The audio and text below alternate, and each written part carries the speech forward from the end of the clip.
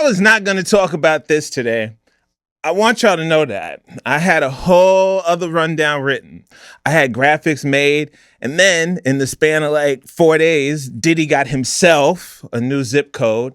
Ryan Clark got fired during a live broadcast. LeBron James switched teams for the 4th time in his career and said, and I quote, "This is my last decision." Sir, you said that in Miami. You said that in Cleveland. And you said that with the Lakers. At this point, that's not a decision. That's a subscription service. And I said, okay, let's do it. We're doing receipts and reactions today. Let's go, New York! John Cash. Yo, listen to John Cash. Here's what's on the docket. Diddy tossed.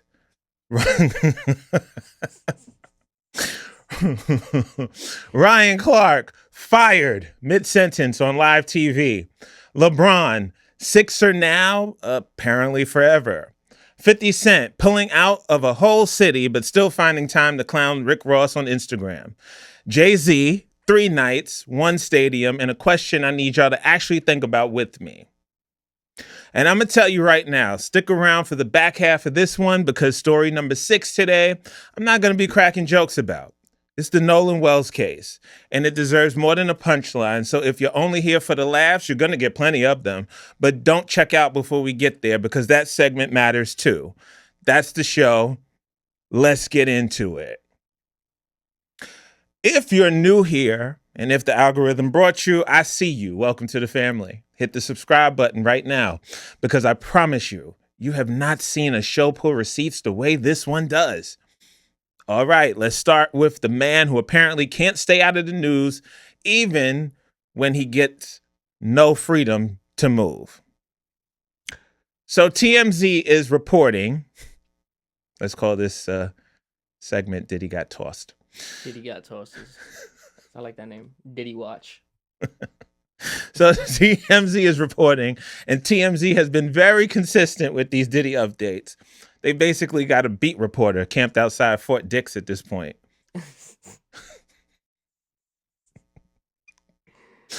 TMZ is reporting that Diddy got into a fight with a fellow inmate at FCI Fort Dix. Is he really at somewhere called Fort Dix? Yes, it's this. I thought that was a joke. The irony. Yes, Justin. Yes, the irony is not lost on me at all. That's insane. Diddy got tossed at Fort Dix. Anyway, for those of you who don't know, Fort Dix, that's a federal lockup in New Jersey where he's been serving his sentence. Now, here's what allegedly happened. Sources say that the other inmate disrespected him. Dissed him is the word they use. And Diddy decided he was going to handle that himself. The two of them get into it, pushing, throwing punches, a real scuffle before prison staff came in and separated them. And multiple sources are saying, and I love this detail, by the way, that Diddy held his own in the fight. Who's saying that? What? Multiple sources. Why is this a relevant detail? Who cares? Which, okay, I don't know who's out here doing PR for a man's prison fight, but somebody Really? made sure that detail got out. He held his own, like it was a Yelp review. Yeah, right? Like, I need to play-by-play.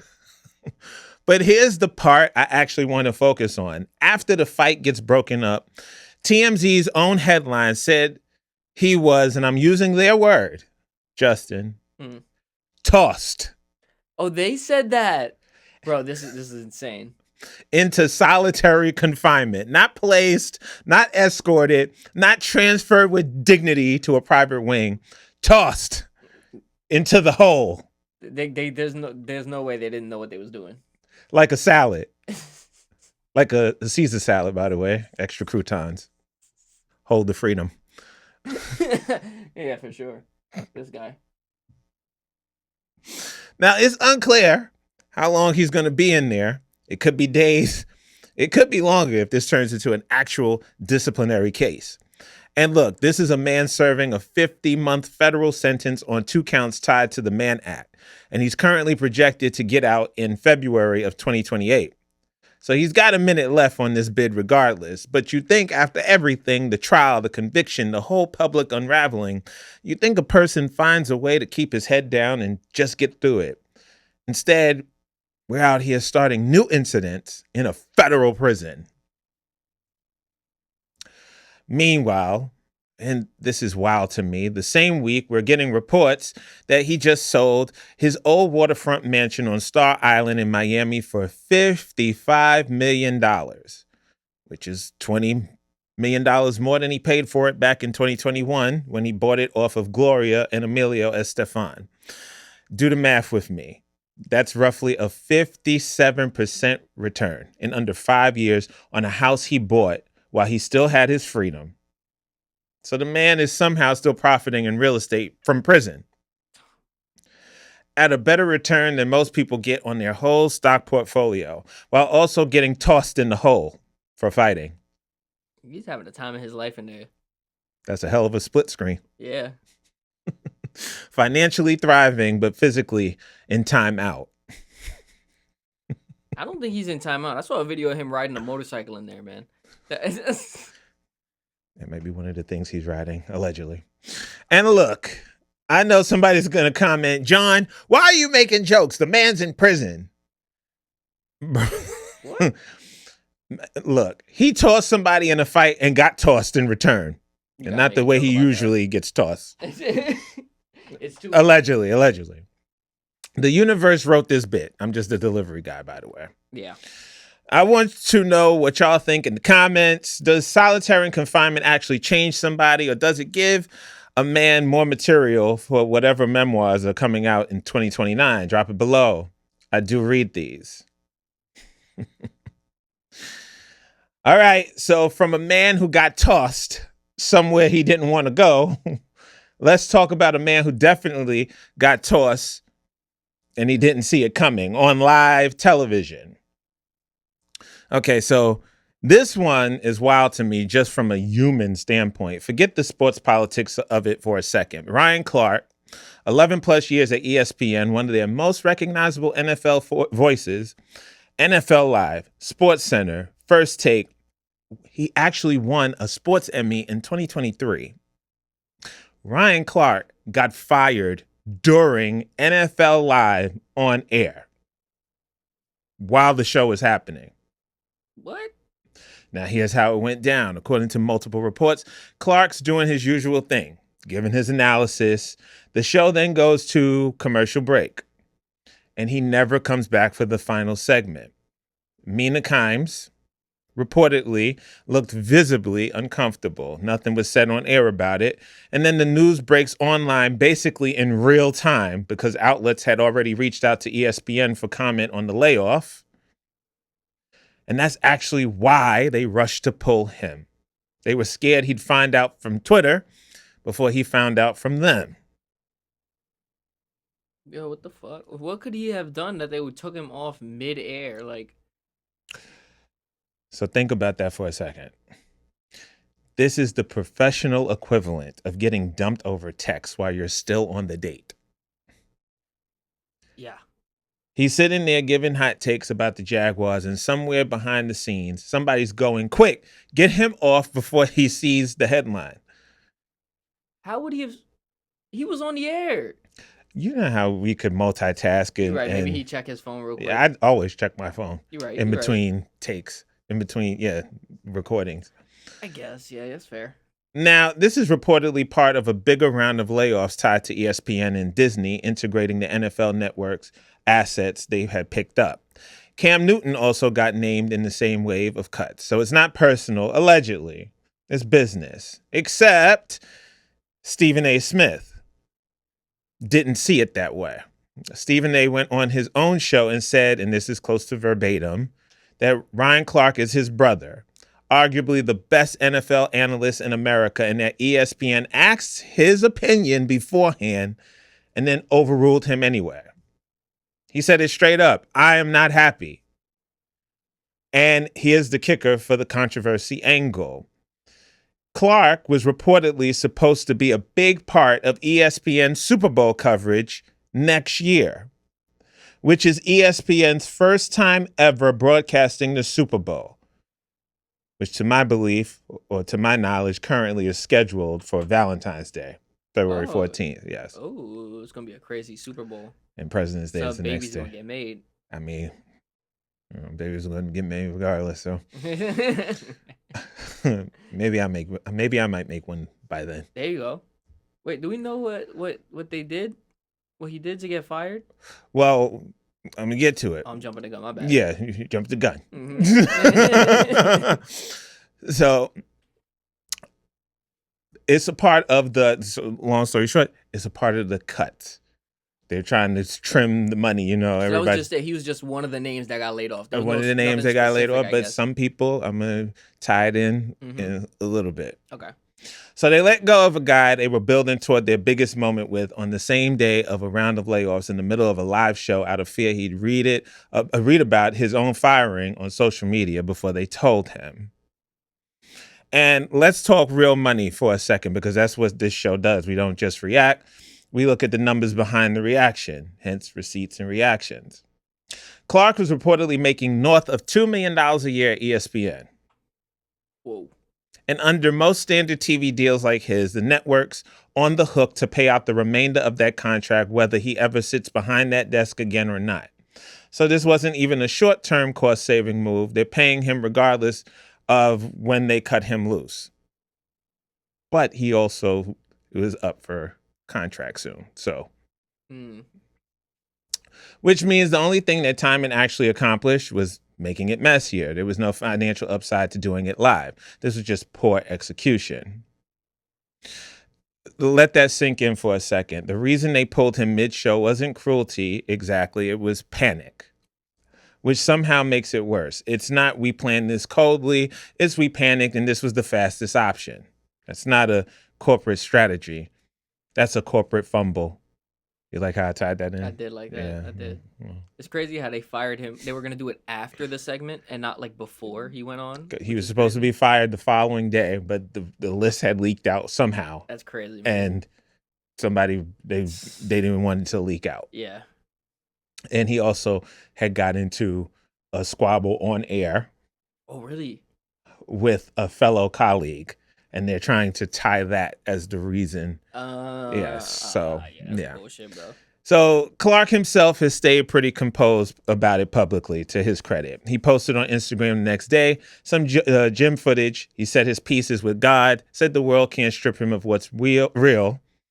And that was a classy response, honestly. Not the one I would have did, but classy doesn't mean it wasn't a Bush League way to handle it. This is exactly the kind of story where I need y'all in the comments, because I already know this is going to split the room. Smash that like button right now if you think ESPN handled this with zero respect for the timing.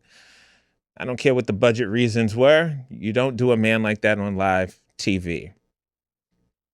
All right, before we get into the next big story, let's pause for a second, because y'all left some comments on previous episodes, and I want to actually get to them. So let's get into the listener mailbag. First one's not exactly friendly, so let's have some fun with it. The listener wrote in about our Cash the Record episode on Kanye West. Ooh. And I'm reading this close to verbatim, and they said I was, quote, an idiot who didn't know what he was talking about when I gave Kanye credit for influencing a whole generation with 808s and Heartbreak, and that all the credit should actually go to Kid Cudi. Didn't Kanye? That's that. They called me an idiot. I'm just telling you what I'm just telling you. We don't got to break it down right now, but that's okay. First of all, calling me an idiot and then trying to teach me music history in the same breath is a bold strategy. Respectfully, sit the fuck down. Okay? Now look, I'm not going to pretend Cudi didn't have real fingerprints on that sound. The man's talked about it himself, and if we're being honest, day and night was cooking in the same kitchen around the same time. But 808s and Heartbreak has Kanye's name on the album, Kanye's voice on the auto-tune, and Kanye's fingerprints on the entire decade of moody rap that came after it. Giving Cudi all the credit for Kanye's album is like giving the guy who held the ladder all the credit for painting the house. Nice try, though. Keep listening. Keep disagreeing with me. That's what the comment section is for. Period. Yes, I had to get my little New Yorker on real quick. Yeah. Now, the second one is a much nicer note. So let's balance the scales because we like to balance the scales here. Mm-hmm. The listener on our Aaliyah Cash the Record episode said that they agreed 100% with my pick of Are You That Somebody as her signature song and told me to keep up the great work. I appreciate that genuinely. You know, that episode was a labor of love, and it's good to know it landed the way I wanted it to. Keep sending me these, whether you agree with me or you think I'm an idiot. I read every single one. All right. So the mailbag's closed for now. I've got a couple more of these later, so stick around. But right now, let's get to the story everybody's actually been blowing my phone up about. A man somebody actually saw coming from a mile away. He just took his time getting there. LeBron James is a Philadelphia 76er. This guy. Yes. Man, how old is he? Hold on one second. I gotta take a quick sip. I might do the same. Yes, this is Licious Island Vibes. This is the Island Punch. This is the featured drink of Licious Island Vibes. What flavor is yours? Island Punch. Island Punch? Oh, okay. Yeah. You got the pineapple ginger. Yeah, it's very good. One of the featured sponsors of the John Cash Show podcast, so check them out on Instagram. Licious Island Vibes. That's LICIOUSISLANDVIBES. I felt like Usher real quick. USHERAYMOND. Did that one take. Yes. So once again, LeBron James is a Philadelphia 76er. I need you to say that sentence out loud to yourself because I've said it about 6 times. It sounds weird. Today, and it still doesn't sound real. Here's the timeline. LeBron's coming off a Lakers season where, let's be honest, he took a back seat to Luka Doncic for most of it. He averaged 20.9 points, 6.1 rebounds, 7.2 assists, which is his lowest scoring average since his rookie year. There were real signs he was leaning toward retirement. He said as much himself, that after the season ended, he thought he was done. He wasn't ready to announce it, but he was pretty sure he had played his last game. Then he takes his time. He's reportedly considering the Cavaliers, the Heat, Golden State, Minnesota. The Sixers, by most accounts, weren't even in the conversation at first, until Philadelphia goes and pulls off this blockbuster trade, sending Paul George and draft picks to Boston for Jaylen Brown. That move apparently changed everything. Embiid, Maxey, and Brown all reportedly reached out to LeBron directly to recruit him, and he said yes. 2 years, $8 million with a player option. $8 million for LeBron James. That is, that's a lot. He's not in his prime no more. But that's less than what he made in about 3 regular seasons with the Lakers last year. Oh, really? How much did he make with the Lakers? Assload of money, about $50 million around it. Yeah. Shit. Oh, okay. So he took a big pay cut. Yeah. So this isn't a contract. This is a vibe. Like, ooh. This is a man saying the money doesn't matter anymore. I need something to chase. Yeah. And not, juice with the liquor. Mm-hmm. He just want to go to Philly. And listen to how he explained it. This is LeBron in his own words. This is my last decision. I'm not going for money. I'm not going for family. What I am really playing for at this point, I still want to sacrifice. I still want to work. I still want to grind. I still want to compete, to win, and to have a chance at the feeling of winning another championship. I believe I can help make the Philadelphia 76ers a championship team, and I am so excited to energize a new fan base and start this incredible journey one last time. This is my last decision. Bruh. Hey, bruh. When was the last time he was in a championship? It's been a minute. I think 2020. Yeah, with the COVID year. Yeah. Oh, yeah, not horribly. 6 years. I feel like one of the AI fruits. The thing instead of I hate that. That shit is annoying. I went to work, she left me, like what? Shut up. But bruh, you said that about Miami. You said that about Cleveland. You said it in spirit about the Lakers. At this point, the decision isn't a special anymore. It's a franchise, like the John Cash Show podcast. We are officially on the decision for the sixth inning.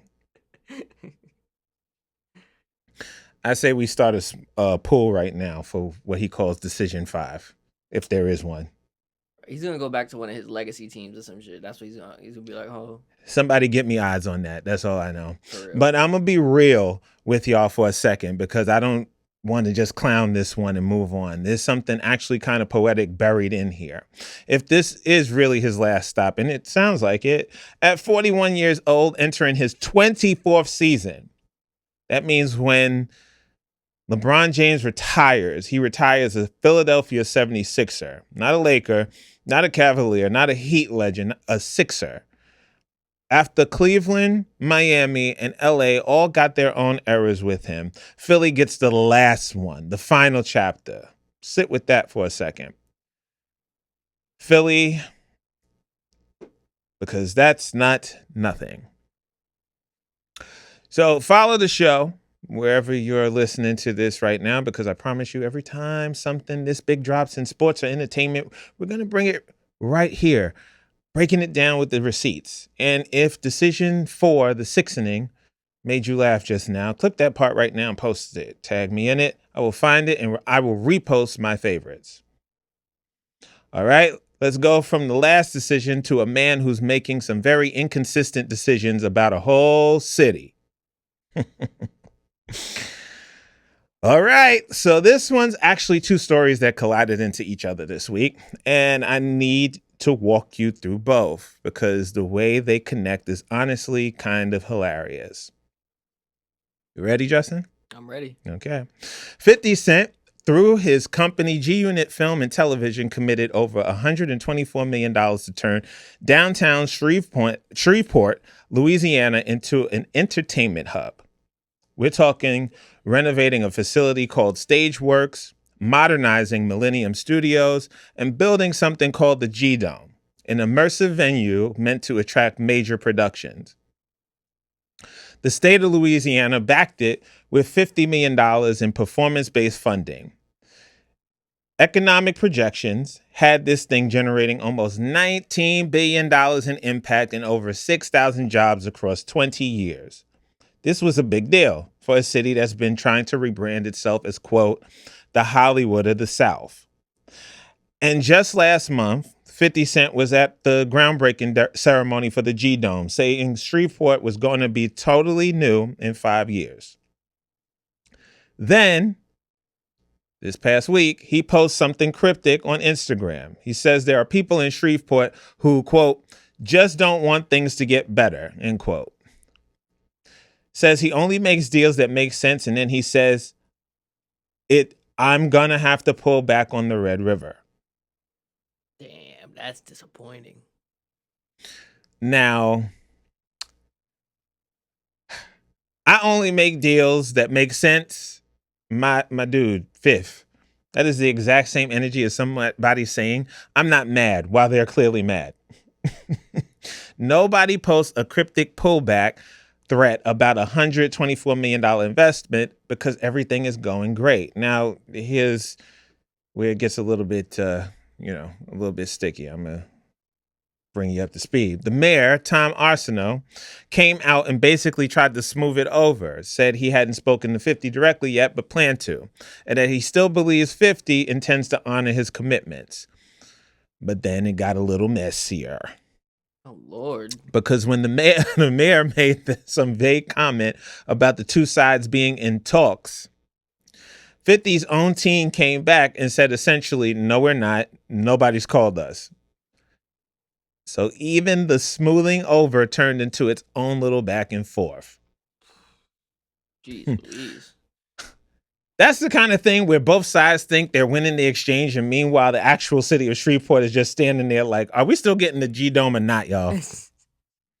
Now, watch this, because this is where it gets good. 50 Cent pulls back publicly, cryptically, from an entire city but he still got enough energy left over to pull up on Rick Ross's Instagram. Oh, yeah, now he beefing with him. Because right around the same time Rick Ross drops his new album, Set in Stone, early numbers started circulating that it's projecting somewhere around 26 to 30,000 units in his first week, which for context is actually lower than his 2021 album and would put it outside the Billboard 200's top 20. 50 Cent sees this and cannot help himself.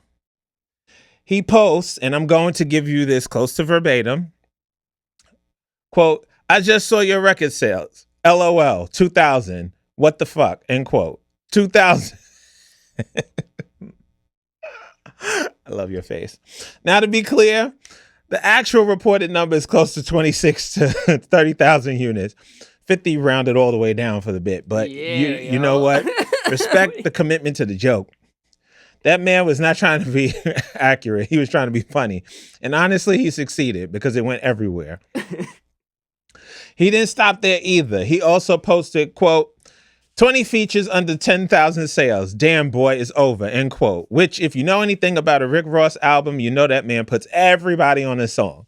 T.I., French Montana, Gucci Mane, Jeezy, Kodak Black. The track list reads like a damn group chat. Ross then claps back and calls the whole sales narrative propaganda. He says it's bots pushing the low numbers. Says he doesn't care as long as people are spending money and the music is good. His words. That's who fights my battles, the bots and all that. So here's my read on the whole thing. 50 Cent will divest from an entire municipality. We use big words around here. Yeah. But he will not, under any circumstances, divest from clowning Rick Ross. He got free time. That is officially the one investment in his entire portfolio that is recession proof. Doesn't matter what's happening with Shreveport. Doesn't matter what year it is. That account is always liquid. Yeah. No, when he's feeling bad, he can just go pick into that pocket. All right, drop a comment right now. Team 50 or Team Ross. I read every single one of these, so don't be shy.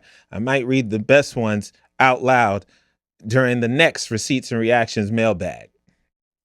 Now, before we get to the biggest concert story of the year, let's hop back into the mailbag real quick because I've got a couple more things I need to get off of my chest.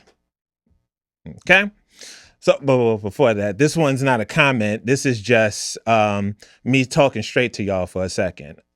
Now, according to the most recent analytics available to me, this show has crossed over 1 million views over the last 365 days combined across the social media platforms, TikTok, Instagram, and YouTube, most of all, 1 million. Now, I don't take that for granted, not for 1 second. So thank you genuinely from the bottom of my heart. Every one of you watching, listening, commenting, arguing with me about Kanye and Kid Cudi. That's what built that number, not me. And also on top of that, this past month was the biggest download month in the entire history of the show ever. Oh, really? So whatever y'all are doing, telling your friends, share it in the group chats, sharing it in DMs, keep doing it because it is clearly working. And hey, if you didn't know, you don't just have to listen to this. You can watch the full visual version of the show on YouTube, Apple Podcasts, and Spotify. If you'd rather actually see my face while I clap back at somebody calling me an idiot. Either way, audio or video, I appreciate you being here. So, yeah. And I look pretty good today.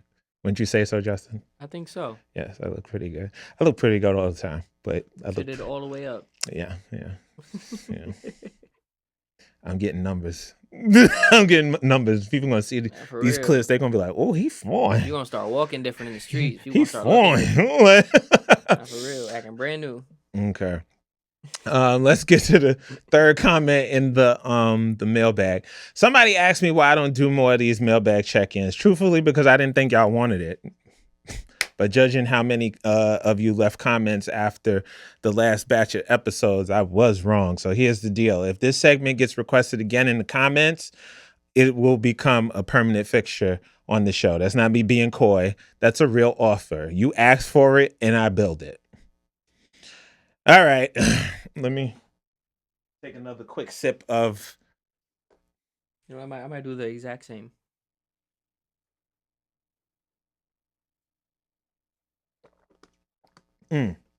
Island Punch. LiciousVibes.com. Anyway. Pineapple ginger is very good as well. Only Yes. 2 ingredients, pineapple and ginger. Yeah. No added sugar. No added sugar. Which is great because I'm trying to lose weight, actually. Yes. And I'm trying to lose weight too. You see a couple of the love handles and little That's tummy, my problem but too. you know, I'm about to do my planks and all that other stuff. There you So, go. yeah. So, all right, enough of me getting sentimental on y'all. Let's get back to the stuff y'all actually can't stop sending me. Fourth thing, and this one's not really a comment, is more of a y'all keep sending me this situation. Hunter Biden's interview. He was on he was on the I've Had It podcast, and he said, quote, "Everybody knows there is this closeted gay mafia, largely Republican, that exists in Washington, D.C., and everybody knows every single one of them who's gay." I mean, yeah.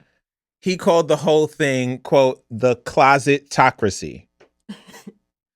Said the real problem in Washington isn't the oligarchy, it's that. Now, when the host actually asked him point blank about the late Senator Lindsey Graham, Hunter said, yeah, of course, everybody knew. That's the one name he actually confirmed on the record when asked directly. Everything else in that interview, the everybody knows every single one of them line, that's insinuation. He didn't sit there and read off a list. That would have been great. And I've had a bunch of y'all ask me straight up, John, are you going to name who else he was hinting at? And I'm going to tell you right now, no. Yeah. I'm not going to do that. And here's why. There's no evidence behind any of it beyond one confirmed name. And Graham denied it his whole life, and he's not here to respond to any of this anymore. And the other names floating around online right now attached to this story, nobody's confirmed those. Nobody's got proof. That's just internet speculation running wild off one interview. And I'm not going to be that guy who turns somebody's unverified guess into a headline. That's not receipts, that's rumor. And this show is called Receipts and Reaction for a reason. Yeah, word. And speaking of asking for things, I'm going to ask you for one right now. And it takes 10 seconds. If you're listening to this on Apple Podcasts or Spotify, leave the show a rating, 5 stars if you're feeling generous, and drop one line in the review about which story today was your favorite. That's it. That's the whole ask. It costs you nothing, and it's the single biggest thing that gets this show in front of new people, more than any clip, more than any share. So do that for me right now. If you got 10 seconds, I'll wait. All right. Mailbag's closed for real this time. Let's get to the man who just moved literal hundreds of thousands of people 3 nights in a row in one building. Jay-Z closed out a 3-night residency at Yankee Stadium, and I need to walk you through what actually happened here because it was not 3 of the same show. Night 1, July 10th, was a 30th anniversary celebration of Reasonable Doubt, his debut album. Nas came out, Alicia Keys came out, Blue Ivy came out, Beyoncé came out. Night 2, July 11th, 25th anniversary of The Blueprint. Eminem came out, Pharrell came out. Night 3, and this is the one everybody's still talking about, was billed as Extra Innings. It was no album to center it around, just Jay, free to roam through 3 decades of his own catalog, nearly 50 songs, close to 3 hours. It did get delayed almost 4 hours because That's of fucking crazy. Because of a security situation at the gates. So it didn't start until after midnight, and the crowd still stayed. Nobody left. And that night is where he brought out Rihanna. Oh, Making a rare live appearance, and Beyoncé. Like I said, he didn't run the same show back 3 times like a rerun. He threw a whole trilogy at Yankee Stadium like this was a Marvel franchise, and Extra Innings was the post-credits scene everybody stayed for. Shit, I would have stuck for that one. Rihanna? I saw the Doomsday. The trailer? The trailer as I I bought was right in tickets. this outline. So that's why I was like, yeah, you it's go. Marvel. Yeah. You excited for Spider-Man? Tobey Maguire is my Spider-Man. Anyway. Fair enough. So here's the actual question I want y'all to sit with, because this is the part of the show where I need you thinking, not just laughing. Not artists in general. I'm talking specifically about rappers. Is there another rapper right now, today, who could sell out a stadium 3 nights in a row, back to back to back, and make each night feel like a genuinely different event, not just the same set list, copy, pasted? I've got an answer. And I'm not just going to give you a name. I'm going to give you the receipts, because that's the whole point of the show. But, Justin, what say you? I say either Kendrick. I feel like he has enough variety in his discography that he could probably do and bring out enough different people that he could have 3 different vibes in 3 days. And he would definitely sell out 3 days. At a stadium? At a stadium, Kendrick? Yeah, I think so. If he had an album come out or Okay. something, or if it was like an anniversary of To Pimp a Butterfly or some shit, Okay. I could see that. Who else? Kanye's, I don't think he would do 2-3 different vibes. I feel like it would all sound like the same. Honestly, other than that, maybe Playboy Cardi, but I don't know about a stadium for like 3 days though. No, I'm talking about a stadium. Yeah. Okay.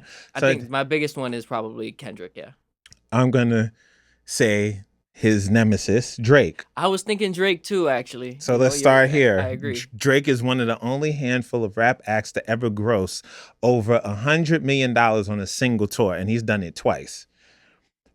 Aubrey and the Three Migos tour back in 2018, and it's All a Blur tour back in 2023 and 2024.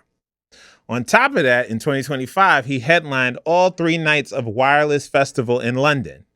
That's the first time that has ever happened in that festival's history, and those tickets sold out in minutes, Yeah. setting the record for the fastest sellout in Wireless history. His most recent run, the Some Special Shows for You tour with Party Next Door, averaged over 13,500 tickets sold per night. And that tour still brought in over $55 million, even with incomplete reporting on 9 of the shows. So that's a man who has literally already proven he can do multiple sold out nights in the same city and keep people showing up. Yeah, Drake is definitely would do it. And 50 Cent. Oh, really? You think 50 Cent really? Yes, the same man that we just spoke about, we spent 5 minutes speaking about for the Rick Ross beef. Mm-hmm. His final lap tour grossed $103.6 million, and it sold over 1.05 million tickets across 83 plus reported shows worldwide, and became just the 4th rap tour in history to cross $100 million. Yeah, probably. His career totals $150 million grossed, 2.5 million tickets sold lifetime, and put him in the top 10 highest grossing rap acts in Billboard box score history. His London's O2 Arena alone, 2 nights, brought in $4.4 million combined. So this is a man who has already shown he can pack a room internationally night after night and sell out doing it. Yeah, I can see that. You know, when you put it like that. And then not only that, let's say the first night, right? Who you bringing out? He could bring out Yeah. The Game. Mm-hmm.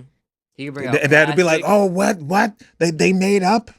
Or like, you know, Yeah. he could bring out people too. He's He could bring out collaborated with, mad people, yeah. yeah, he could bring out Nicki Minaj. He's showed up at her I tour. don't know if Nicki Minaj gonna go anywhere on the stage. I mean, anytime soon. she's gonna rebrand herself. Watch. so? This is She has to at some is point. going to rebrand herself. So here's my verdict. Jay-Z's got the catalog to do what he just did artistically. 30 years of hits give you options nobody else has. But logistically, in today's touring market, if I'm asking what other rappers actually proven with real box office numbers, not vibes, that they can fill a stadium 3 nights running and make people believe every single night is worth showing up for, I'm looking at Drake and I'm looking at 50 Cent. Yeah, I can see that. Those are for the sure. only 2 other rappers on my list with the receipts to back it up. Yeah. Now, to the audience, tell me who I'm missing. And I mean this. Don't just drop a name in the comments, bring a stat with it, because this is receipts and reactions. This is not vibes and guesses. Earn your spot in the argument. Now, if you made it this far into the episode, you already know what to do. Like this, share it with whoever in your group chat needs to see the Drake versus 50 debate. Because I promise you, somebody in there thinks they've got a better answer. And subscribe so you don't miss the next one. Okay.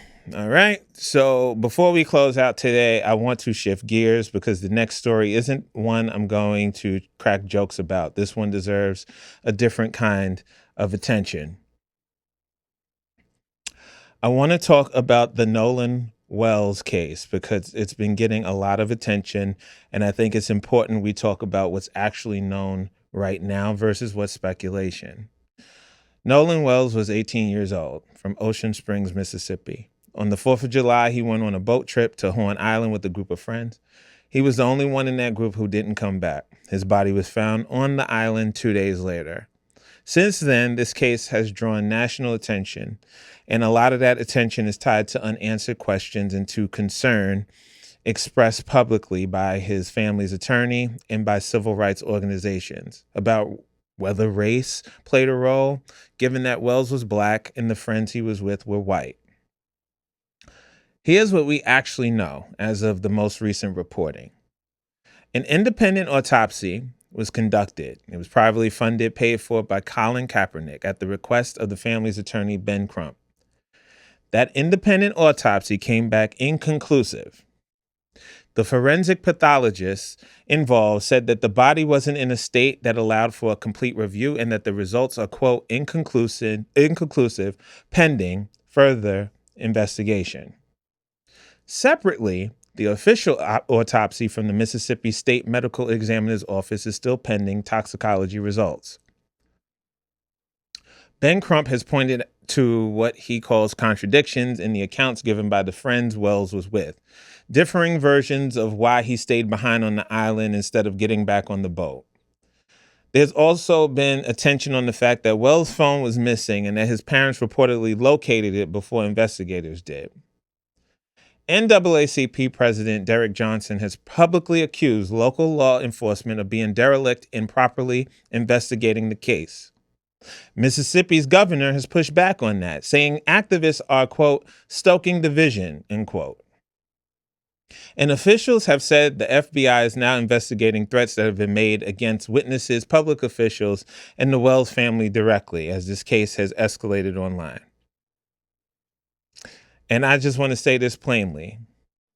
As a parent, as a person, no parent should ever have to live through this. Your child goes out with friends on the 4th of July and they don't come home. And weeks later, you still don't have answers about why they didn't come home.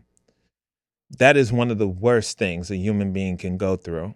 And it doesn't matter what state you're in or what the investigation eventually finds. Nobody should have to sit in that kind of unknowing. Now, here's where I want to be fair to everybody involved. If it turns out nothing nefarious happened to Nolan, if this was a tragic accident, nothing more, I hope that comes out clearly and soon because the family deserves that closure. They deserve to know one way or another. But I'll also say this. According to reporting from CNN and other outlets, the friends who were with Nolan have retained attorneys. There's been widespread reporting that some of their social media accounts were set to private or deactivated in the days after his death. Now, one of the mothers involved has publicly said there was nothing nefarious behind deactivating her account.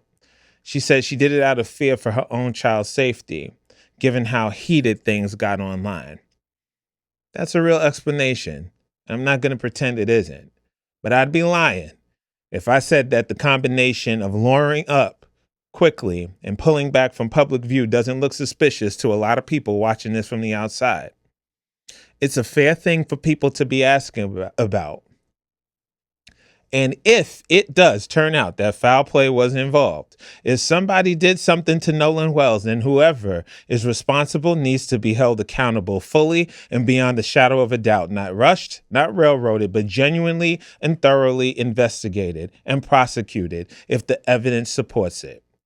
That's what this family is asking for. That's all anybody should be asking for. I want to be really clear about something. As of right now, there is no confirmed cause of death and no charges have been filed. This is still an open and active investigation. And I'm not going to sit here and tell you I know what happened on that island, because I don't. And neither does anybody else outside of that investigation right now. What I will say is this. There was a family that buried their 18-year-old son this past month. And by their own account, they have not been able to sleep right since he went missing. Whatever side of this you find yourself leaning towards, whatever your gut is telling you, keep that family in your head before you go tweet a hot take about it. We'll keep tracking this one as more comes out, and when there's real news, we'll bring it straight to you, same as we did today. All right, that's the show. Quick recap, one line each. Diddy tossed. Ryan Clark fired mid-broadcast, and Stephen A. is still not happy about it. LeBron the Sixer, allegedly forever. 50 Cent pulling out of a city, but never pulling out of a Rick Ross joke.